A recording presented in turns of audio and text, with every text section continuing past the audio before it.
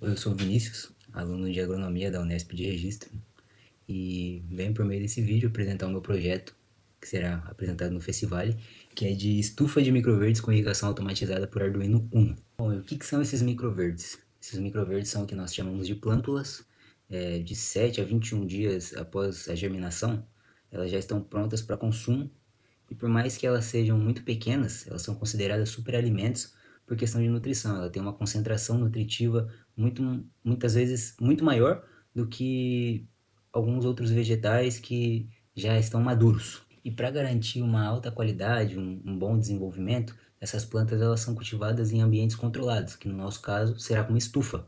E essa tecnologia de ambiente controlado acaba sendo crucial para que a gente possa otimizar recursos e manter um padrão no desenvolvimento daquela cultura, que no caso são os microverdes.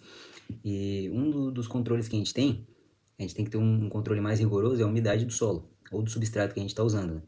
E o nosso projeto ele se volta a isso, fazendo a irrigação automatizada com o Arduino e fornecendo água para aquela planta de maneira que seja mais certeira. É realmente o que ela necessita e não o que a gente acha que tem que molhar, como nas irrigações convencionais que a gente faz em casa. Então, aquela planta ela será irrigada realmente com aquela quantidade de água que ela necessita. E como que o nosso protótipo ele vai funcionar? Bom, nós contaremos com uma estufa, com os microverdes lá dentro, plantados em solo ou substrato.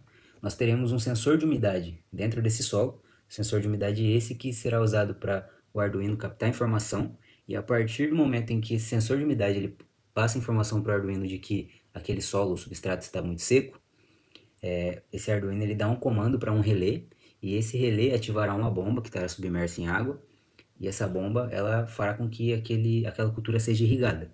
E a partir do momento em que, com a irrigação, o solo ou substrato já esteja numa condição ideal, o sensor de umidade ele volta a fazer essa leitura, ele passa a informação para o Arduino vai ver que já está numa condição ideal, o relé ele será desativado, e aí vai parar de acionar a bomba. Logo, não estará mais sendo irrigado, fazendo assim com que a irrigação seja altamente eficiente. E qual que é a importância e a vantagem desse projeto?